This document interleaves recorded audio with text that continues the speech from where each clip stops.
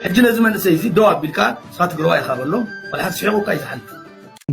نداناقص نفرح ويكا يتسرحلون سلازي نبره مالتيو سلازي نتصركا سلازي سفحكا زنبركا تقروي زي مخانكا خطردسي 4 ملائكه تصوع نرك نن حلكم كتكاور جمر ترديكم ማንም ከደመር ምዝህ ህብረተሰብ ማንም ከደመር አይደለም ወደቦቻችንን የተወሰዱብን ኩባያዎች እናስመልሳለን ክዕረቁ ዮምያ ቶም ህዝብሲ ዛዓርቆም ታሪክ ይፍጠር ስለዘሎስ ኩባያ ተወሲድካ ኢታኒካ ተወሲድካ እንዳወልኩ መሊሰ ንስኹም ጥራይ ወንበር መጽኹም እዚያ ኢልናልኩም ሚዲያ ሕልፈፊልኩም ናብ ዛዕገለለ ይተውሉ መሰልና ለይ ተሐለው ነገውዝን መንእሰት ትመንእሰይ ሲሓተት ኣሎ ዝሰምዖ እዩ ዘየብሉ ወይ ከንበር መሰሉ ዝሓተተ ግቡእ መልሲ ዝዋሃበላ ስጠመየ ዝሕገዘላ ዝዓረቀ ዝኽደነላ ትግራይ ክሪደልና ይራና ማለት ሸያጥን ገዛእንስ በዓሉ ኮይኑ ዝቀርበላ ዓዲ በዓል ስልጣን ከም ድልየቱ ዝገብራ ሓደ ቂመኛን ሞድማ ብርእሲ ሙታን ሕነ ክፈዲ ዕረፍቲ ዘይብሉ ሰብኣይ ምምፅኦም ኩሎም ምሁራትን ቀቲልና ምስ ወዳእናዮም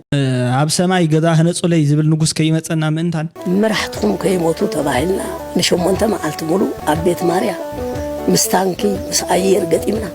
سلام طعنا هابلي كما ياللهم كما يتقنيو كبراتن في تواتن تخاتلتي شدن رياكت سوان انه نلومون كم تلمود بحدش فيديو بيل اينا تراخيبنا زلنا مالتيو كساب موداتا مدب مساي صنيحكم موداتا دما شرف لو سلتقبرون ابكالو سلتباصحون سابسكرايب غيركم سلتتابعونا ازي زمسكن مالتيو هانص زخونو رئيتوتات زنبولو ساعات سلازبصح بااتوم انديز جمر مبراهتهم بسرات اجوخا مخسبي إلنا مالتي مبرحوي بتعامي يقنيلي يخبرلي كل كايدلي استير سامويل ويلكام تفيق انخي اي كارا ججف حلاي حدامي اسمرا اي تاتونيخا غرنيا استير سامويل حفتي عوت كاراسي لي زفكر زولم برتاي يفلطون انديو ياو اندحر كيدد اشين بعد عوت كارا تغلي قاوم غزعزل نورس اسكدحان نمونيكا اي محروان زلو اندهغدف كبرتي شدني واسيور اف بي معري اف بي ناتي فيسبوك شدناي عدي ودزوم شدناي عدي ودزوم قالك يا بزلين كبتحت مشالو بو غير كتخاتاتلني صحاف اللي بخبرتن فتوتن حافتي بو نسغت تحيف كلما غرم كوني حرايسكي بوزح شدناي كما يقني خاغوني I didn't see your daily media لمكنه ابلود اي غبركون تاي غبرالو خسكي حدا ነገር ፕሮግራመር እንዴ ፕሮግራም ካገለ ይጽፋል ውጽይቱ ከም ሒዚየ خمصي مش حجن ابنت تري لك زي ويب سايت قالت تقاموا له كودينج حرايشي صبغ حسابي خاتم محلالف منسي شدن جغنا اخا إلسا كيدانو حفتي مالتي إلسي ويلكام بتعامي زمسغن مالتيو دانيال قدي ازيو في زارو زلو صبغيو جنكا زي مولادي حيش سو كتبل حزبخا انداصنته كم حرتسب بحاده ديكتاتور سلازي انتا يتقم مدحان هاجر ولدو مسانته جيسس كرايست از لورد نايو حقي مقدمنا هنصرحلو زغبا نجر قدمنا هنصرحلو يزغبا زبل املها ختا ايزلنا انا ونكبرون فتون حاو مالتيو تماساسالي رئيتو ايزلني مستنسخه تبو زلخا انا ونكم ايز حسب ثانك يو كبراتن فتواتن تخاتلتي نابنا يلو معنت فيديو دما بتماساسالي دمر إلنا خنسجرينا مالك سو عندرتا أكل زو تجري سلالخنا بهالوي تاريخي توفيتوي لازوي خبرلو سلالي تخورلو خلو خنا وكلنا سلالي ولو خبرلو بلبل إنها تقاقمنا كفتم كنستخلهم ندل حدا لا قانقاناي لازاناي لمنتاي يو ميدياتات تعفنوه لمنتاي حدا ود مقالة لا يلوك الناجر أم ميديا لي فقدوا لمنتاي يو زينا مباوي توايلو ود مقالة يخون لازول تفلي قانقول تفلي كفتو حزو لمتص ايديا للعلي ويلا كفتو حزو لمتص تنتان اللعل سلا قانقالك چناكم تغورو زياس نيشتلي ريتو نغلصلا مالت زمان اسي تايبلنا لو ود مقلن منتايو بلاجو زينا زينبب كمون ودرايا خمون كالوت لهجاتات زلو زخبابي حجي ازي قلل بزبل ملكو نخرد اندحرد افتينو ود مقله قانقا تግርኛ يتصنع زول سبال تا خوين زي يتصنع قانقا تግርኛ نممهار ود مقله مخانه يدلي ود عدوا مخانه يدلي ود شره مخانه يدلي اتسروع زبሃል قانقا تግርኛ ام مصحف من ممهار كفلي تباهيلو تصحيفو زركب قانقا يمهارالو نابنت انا ود شره خوينه ناي مقله لهجا يفلطن مالت ايكونن يفلط ناي مقله لهجا ወይ ከአታይ ከም ዛረቡ አነ ወዲ ሽረ ኮይነ ናይ ኤርትራዊ ትግራውያን ከባብ ዘሎ ትግርኛ ለሃጃ ይፈልጥን ማለት ኣይኮነን ይፈልጥ እየ ማለት እዩ እቲ ነጥቢ ዘውግዕሉ ዘለኹ ግን ሓደ ወዲ መቐለሲ ለሃጃ ናይ ብስሩዕ ቋንቋ ዝዝረብ ኣብ ትግራይ ዘሎ ዝዝረብ ቋንቋ ንኣብነት 5 ለሃጃታት ኣለዉ ንኣብነት ንበል ወይ 6 ከባቢያዊ ዳያሌክቲክስ ወይ ድማ ኣፈላላያት ኣለዉ ኢልና ንሕሰብ ኣብቲ መምሃር መጽሓፍ ከታይ ክግበር ማለት እዩ እዚ ናይ መቐለ መጽሓፍ እዩ ደቂ መቐለ ተኮይንኩም በዚ ተማሃሩ ደቂ ዓድዋ ተኮይንኩም ከበዚ ክትመሃሩ ኣለኩም ደቂ ሽረ በዚ ተማሃሩ ደቂ ኣክሱም በዚ ክትመሃሩ ኣለኩም ዳበልና ናይ ለሃጃ መጽሓፍ ክንጽሕፍ ማለት ካዲ ዜና መጽኡ ብዘየገድስ እንድሕር ዳ ከንብብ ደልዩ እቲ ኦፊሻል ዝኾነ ኣብ መጽሓፍ ተጻሒፉ ዝርከብ ቋንቋ ክጥቀመሉ ይኽእል እዩ ዘይዓበ ኩሉ ካበይ ከምጽኦ እንዲ ዝብል ቅድም ቀዳድም ሕጂ ለይኾነ ከዓማ ሻነ ገለ ኣይኮነን ተዋና ሽግር ሻነ እንተ ደይኾነ ለለ እንተበለ ዋላ ሓንቲ ጸገም የብሉን ብመሰረቱ ኣብ ዝተፈላለዩ ከባቢታት ትግራይ ቋንቋ ትግርኛ ካብ ዘይ ምጽናዕ ዝተበገሰ መብዛሕቱ ዳርጋ ፍርቆረ ካይ መብዛሕቱ ኢልካ መፍራሕ የለን ናይ ትግርኛ ቋንቋ ሓዊሶም ናይ ኣምሃሪክ ናይ ካልኦት ቋንቋታት ሓዊሶም ዝዛረቡ ክመሃሩ ክኽእሉ ኣለዎም ቋንቋኻን ባህልኻን ኣብ ባህልኻን ተዘይፈልጥካ ናምንታይ ወጠቕጥቕ ኣድልዩ ስለዚ ከምዚ ኣነ ናይ ምድላው ፍጻመ እንድሕር ዳ ዝፍጸሞ ኮይኑ ሓደ ወዲ መቐለ ወይ ከዓ ናይ ኣድልዎ ዝፍጸመሉ እንድሕር ዳ ኮይኑ እዚ ማለት ብሕጉን ከሲሱ ኣነስ ንምንታይ ተዳልውኒ ክብል ንቡር እዩ ማለት እዩ ግን ከምቲ ንስኻ ትብሎ ዘለኻ እንድሕር ኮይኑ ክመሃር እዩ ዝግቦ እየ ዝብል እስኪ ቀጽል መንእሰይ ንስኻ ቋንቋ ትግርኛ መንነተይ ከዓ ትግራዋይ ወዲ ደቡብ ትግራዋይ መንነት ምሻሎ ሁሉ ሰብ ትግረ መንነቱ ሎ ቋንቋ ሎ ኣነ ከዓ መንነተይ ቋንቋ ያለኒ መንነተይ ምዝራብ ክፋ ኣይኮነ መንነት ሱዳናውያን መንነት ኣለዎም ቋንቋም ኣሎ ሕጂ ነዚ መንእሰይ እዚ ደው ኣቢልካ ንስኻ ትግራዋይ ኢኻ በሎ ወላ ሓንቲ ስሒቑካ ይዝሓልፍ ቀደም ነዚ ሰርቲፊኬት ክነምፃልና ላ ሕንብል ኔርና ነዚ ትግራዋይ ገለ መነሲ በቃ ዋ ሳዋ ወሪደ እንዲ ኣነ ገዛውትና ከምዚ ፍላን ፈልጠኒ ወዲ ኸረነ ኣብ 5 ክፍል ብሓንሳእ ንምሃር ኔርና ጠውቂኻ ትብል ስለምንታይ ኣይነፀረን ኣይሰፍሐን ስለዘይነፀርካ ስለዘይሰፍሐካ ዝነበርካ ትግራዋይ ዘይምዃንካ ከተረድእሲ 4 መላእክቲ ትፅውዕ ኔርካ ሰርቲፊኬት ባጅላ ኣድሚሽን ካርድ ኣዴኻ በይ ዓዳ ምዃኑ ኣኮኻ ገለ መለኻ ተምፅ ከምዚ ናብ ቤት ትምህርቲ ስድራኻ ፀውዕ ዝተባሃልካ ትግራዋይ ኣይኮንኩን ንኽትብልሲ ወለድኻ ብምሉኦም ኢኻ በቃ ተምፅኦ ሓራይ ስለዚ ሕጂ እቲ መምህር በየነ ወይ ከዓ ውፉይ ዝተዛረበ ዘረባ መስመር ጌርናሉ ክንከይድና ማለት እዩ ቅድሚ ሕጂ ኣይኮንካ እንተተባሂልካ ወይ ከዓ ትግራዋይ ኣይኮንካ እንተባሃልካ ወይ ናይ ትግራዋይ ማንነት ሕቶ እንድሕር ደኣ ከኣትወካ ጀሚሩ ማለት ንደናገፅ ንፈርሕ ወይ ከዓ ኣይተሰርሐሉን ስለ ዝነበረ ማለት እዩ ኣነ እኮ ከምኡ እየ እንዳበልካ ሰርቲፊኬት ሕጂ ግን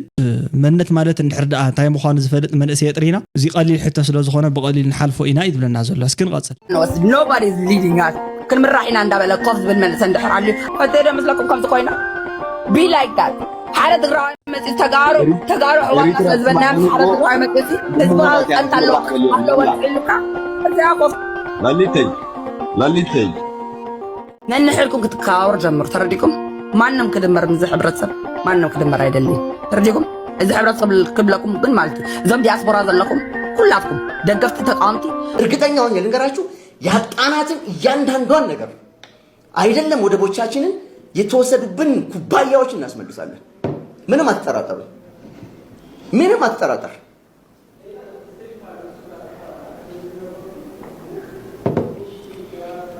ምንም አትጠራጠሩ ለዛ ነው የሚንቀሸቀሹት ለዛ ነው እዚ ኸ ዘሎ ግደፎ ሞት ወደ ባሕረሲ ኩባያ ተወሲድና ይኽነምልሲና ይዝብል ዘሎ ሕጂ ብኻሊእ ባህላት ኣይዝብለና ዘሎ መሲልኩም እዚኣ ንዘይፈልጥ ይሽጥር ሕጂ ትማሊ ኣብ ካሊእ እዩ ነይሩ እዚ ዓምና ማለት ምዞም ካልኦት ኮይኑ ንቀጦ ንቕተሎም ኢሎም ንዓና ብዛዕባ ናትና ናይ ተጋሩ ጉዳይ ካብ ዝዛረቡ ሰባት ሓደ እዩ ነይሩ ማለት ሕጂ ኸ ልውጥ በለሞ እንታይ ይብለሎ ዝተወሰደና ኩባያ ክንምልስ ኢና ንስኻ ደኣ እንታይ ዓይነት ኩባያ ተወሲድካ ኮይንካ ምኽተምልስ ተወድነ እንታይ እዩ ትሕሶትስ ንምንታይ ኢና ዘይንገድፎ ከምዚ ኣመል ዲ ኮይንኩም እምበር ተወሰደካ ኩባያ ከምዚ የለን ንስኻ ትፈልጥ ኢኻ ንሕና እኳ መፅዓንያ ዘይከወድ ንኣድግያ ዘይከወደስ ንመፅዓን ከወደድ ዝበሃል እዚ ረእይ ወሒታ እዩ ዝገብር ዘሎ ቆሳቑሱ ክዕረቑ እዮም እያ እቶም ህዝቢሲ ዝዓርቆም ታሪክ ይፍጠር ስለ ዘሎስ ቆሳቑሱ ከመይ ገረን እሽለይ ናይ ፅልእ መንገዲ ፈጣጢረስ መሊሰ እንደገና ናብቲ ነበረ ኩባያ ተወሲድካ ኢታኒካ ተወሲድካ እንዳበልኩ መሊሰ ምስ ዝተወሰዶ እንታይ ዝበሃል ኣዶያ ዘይብሉ ዘለዎ እንትበክስ ኣዶን ዘይብሉ ከብክ ዝበሃል ምስኣቶም ኮይነ ከብክዮሞ ቆሳቑሶም እዩ ዝብለና ዘሎ እዚ ረእይዎ እዚ ፍሉጥ ሓደ ሓሳብ ኢኻ መጨረራ እዩ ብጣዕሚ እዮም ዘጨርብሩ እዚኣቶም ከምዚ ዝኣመሰሉ ማለት እዩ የብሎም ኣቋም ተዝህልዎ ነይሩ ትማሉ ምሳብ ጎኒ ጠጠው ኢሉ ድምፂ ኮይኑ እንተዝኾን ነይሩ መበልኩ ነይረ ግን የብል ሓሶት ስለ ዝኾነ ናይዚ ንግደፎ ማለት እዩ ዕሽሽ ንበሉ ጠራጠር እሺ ምንም አጠራጠሩ። ለዛ ነው የሚንቀሸቀሹት። ለዛ ነው እንደ እብድ የሚያደርጋቸው። ولناكم تسمع لكم السخن ترى وانبر مسيحهم زيازي عيلنا لكم من يحلف فيكم ناقص عقل لا يتون مسلنا لي تحلوا نزودني من السد تقادلنا لك من ولا حتى نقر يتقارنا بقى تقادلنا من دوريكمنا وعلى فرتراز نوركم خمس لداري بحالكم زنالكم رسنا باساچنا توزني وطات موزح تسرح زيولي تقادل لا يقوموا 10 فريم تحلوا زي تقادلوا بسرق توزني وقت هنا نقدر فطر تلقوا كم جاء أخيات جورو بهلا بكم تحلفوا نصرة صح نقول حدا نقدر كيف فطر نصرة هنا نصرة خابعنا ما راحتنا له يصريو أتا منእሰይስ ነይሩ እቲ መንእሰይ ሲሓተት ኣሎ ዝሰምዖ እዩ ዘይብሉ ወይ ከንበር ንፅረ ጽባሕ እውን ዝፍጠር ነገር ኣይፍለጥን ከመይ ኣታ ነገር ታያታ ጉዳይ ይብል ኣሎ እታ ጉዳይስ ኣብ መሰረት ገይሩ ሒዝዋስ ይዛረበላ ኣሎ ሰምዑ ቀጽሉ እሞ ብደንብ ገይሩ እዩ ዝገልጻ ዘሎ እስኪ ቀጽል መንእሰይ ንስኻኸ ሕጊ ይከበር ድምፂ ህዝቢ ድምፂ ውፅእ ድምፂ ድኻ ይሰማዕ እዩ ናይ ትግራይ ማልያ ተኸድኖም ፀረ ትግራይ ዝሰርሑ እዩ ፀረ ተጋሩ ዝሰርሑ እዩ ኣደብ ተዝገብሩ የክልደሊ እዚ ተዘይገይሮም ከዓ أنا كم تقدر متن كم أبال سالساي زور ساعة كاري قالسي كيف تخيل خطأت كل جزء يخوني لما خليت تتكلمنا نصرح لهم زنبرنا تكلمون عن يوم اللو نحن أقول أكلنا سئلنا لنا هذا بيقولوا أفتوا على نقول تجلس نيرو صوت ورد له حكاية أقول كنا لابن خلينا أيوب كلنا نحن هزبيناكم بليزي شوتو بليزي تشارتو هذا هم تشارت حرم تشارت خوينو نحن نعطهم جزاك الله خفنا لنا كل نبر نعطهم ورديا خوينا لنا كل نبر ما خيرهم حصلهم كم صغير أنا تسفى يقبر مصول زحتته قبو ملس زواها بالله ستأميز حق زلا زعرق خدنا لا تقرأي كريدة لنا أنا توسعنا زي بها لا تقرأي كريدة لنا ትክክል ሕጂ ናይዚ መንእሰይ ድማ ፍሊ ብዝበለት መልክዑ ታያ ማለት እዩ በዓሉ ተጫሪቱ በዓሉ ዓዲ ዝገዛ ኣላ ማለት ሸያጥን ገዛኣንስ በዓሉ ኮይኑ ዝቀርበላ ዓዲ በዓል ስልጣን ከም ድሌቱ ዝገብራ ትካል ዝበሃል ዘይብላ እሞ ኣብ መወዳእቱ ድማ ኸይድካ ማለት እዩ ምስ ደስ ዝበለካ ሰብ እንዳተማኸሩሲ ምኻሮም ኣይኮነን ትሽግር ክማኸሩ እንዲ ተፈጢሩ ግን ከይዶም ሲ ነቲ ዝተቃለሰ ሓይሊ ዝርስዕሉ መንእሰይ ከም ነውረኛ ዝቁፀረሉ መንእሰይ ዝኾነ ሕቶ ተሓቲቱስ ነውር ከም ዝገበረ ተቆፂሩ ዝህነፀል ዓዲ እንድሕር ፈጢርካ እዚ ሽግር እዩ ስለዚ እቲ ሽግር እዚ ድማ ካብ ኣጉኡ ክእረም ዝግብኦ ኢሉ ተሓውና የመኽረናን ይምዕደናን ኣሎ ማለት ንቐጽል ናብ ተቐጽሉ ዘለኻ ክንቅጽልና ማለት እዩ ውዕሊ ፕሮቶሪያዝ ህፃውንቲ ቆልዑ ጥይት ስኢኖም ጣውላ ኢሎም እንጠልጢሎም መንገዲ ክንቆጽል እናረገፉ ብዝገበርዎ መስዋዕት ዝመፀደ ኣምበር ውልቀ ሰበ ስልጣን ከይዶም ብዝፈረምዎ ኣብ ጠረጴዛ ዝተቐመጠ ወረቐት ከም ዘይኮነ ደጊምና ክርዳእና ይግባእ ይርድኡኒ ስለዚ ኣዴታትና ፀረፍካ ኣዴታትና እናሸኻ ካፍትን ይግሮምኩምስ ካፍትን ዝቀረሙ እንታይ ይብሉና ኣለው ታይታና ኣለው ዝብል ሰሚዐ ብሚድያ ካፍትን ይቀረሙ ሓንጊሮም መውፅኦም ምንዓኣቶም كاز تولد يولدس حنجر موت ممنوعاتهم مركز كوينهم دحرون أفتنا يوعد بريتوريا بتاسراويت ولا يتخونن بخاليون ما أتوا يبلون ممهارو تماهيرو خون يخليو جن أقباب النتج زي ولا من قد بجي ماتيو كحمسنا مخالو كله فتح صحيح وقع حكيو ثلاثة GSTS ون معاد بروفيسوراتن دكتوراتن كمون ببور كزلو استمهار حيلن بقعة زلو ونهلوه حدك إيمانيان مود ما برس موتان حين خفدي عرفت زي ولا سواء منصو بطعمينا نحزم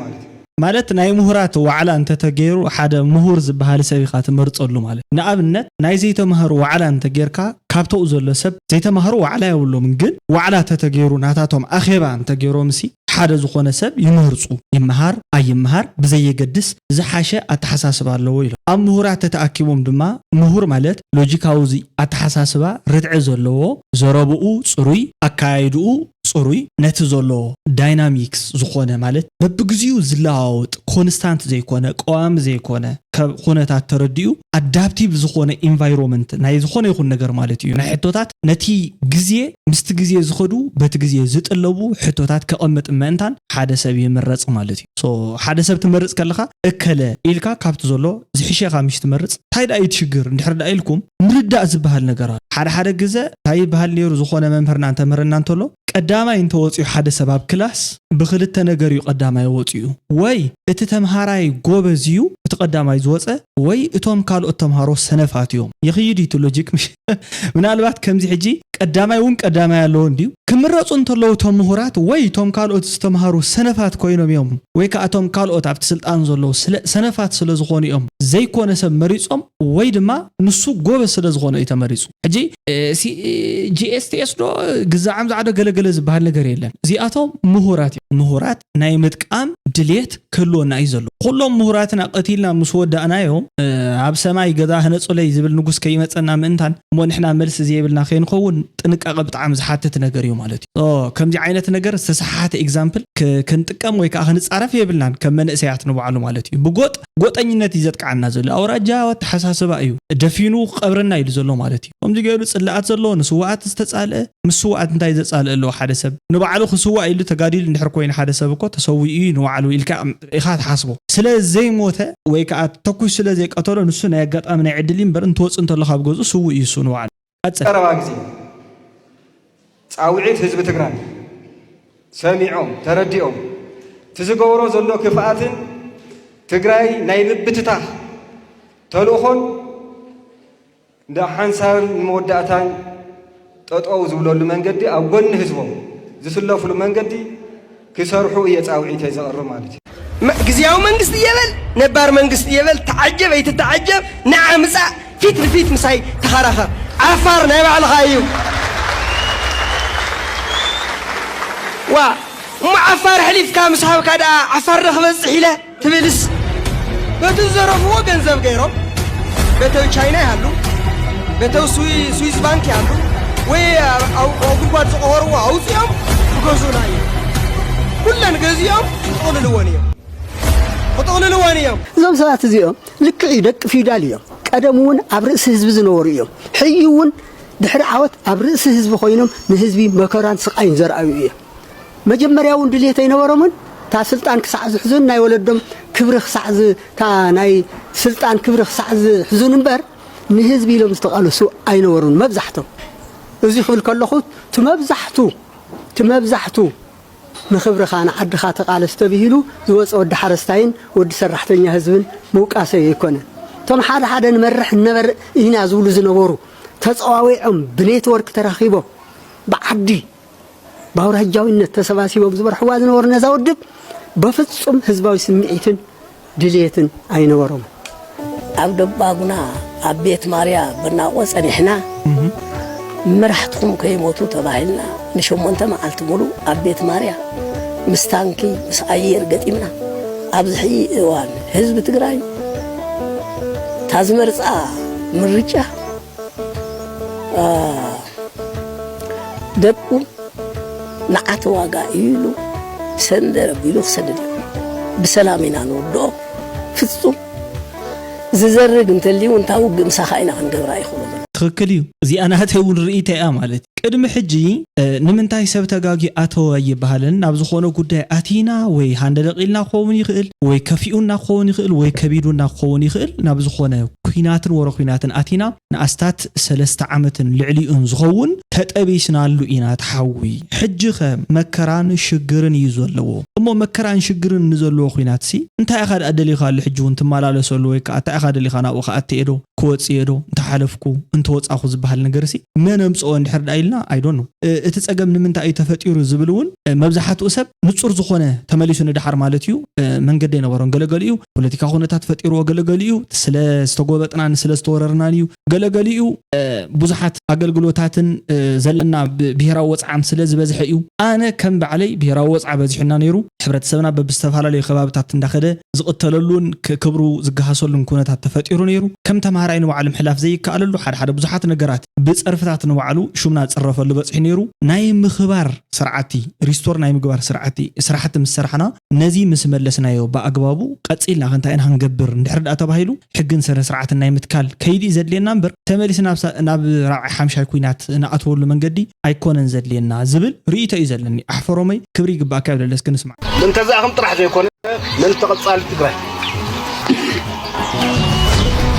تقادر لا يزخبر الله سدرا تقادر لا يزخبر الله زيا زخبرلا تغارلاين سدرا تغارلاين زخبرلا وحستي مثلنا كلهم سبات تخبر مالتي مخنياتو تግራይ زي تغارل يلن دحركم إلكا مالتي سلازي مثلهم التخبر تكون كتكئل ኣለዋ ንዓይና ኸ ንቃለስ ዘለና ይልዩ ተቃሊሱ ነይሩ ስለዚህ ናይ ስው ወይ ከዓ ናይ ተጋራላይ መልእኽቲ እዚኣ ያ ካብዚ አንድሓር ዝኸድ ዘሎ ሰብ ወይ ከዓ ካብዚ አንድሓር ኩናት ዝእልሽ ወረ ኩናታት ደስ ይሎሞ ገለ ተጓዕብዕ ዘሎ ሰብ እትሽጉር ካብ ምንታይ ዝመንጨው እንድሕር ዳ ተባሂሉ ፍሉጥ እዩ ገና ኣይጸገብኩን እየ ዝብለና ዘሎ ማለት እዩ ክሳብ ጸግብ ድማ ንሕና ይንጽበይና ምእላይ ናይ ሎማዓንቲ ቪድዮ ነዚ ዝመስል ክሳብ መወዳእታ መደብ ተኸታተልኩም መወዳእታ ድማ ርእይቶ ሂብኩም ሓናጽ ዝኾነ መልእኽቲ ገዲፍኩም ስለትኸዱ ኣዚ ዝመስግን ልዋም ቀነ ኾነልኩም እየ ዝምነ ማለት እዩ ድሓና ቀንዮታ ጸጽቦ ይስምዐና good light ድሓና ሕድርታ ሓዋተይ ማለት እዩ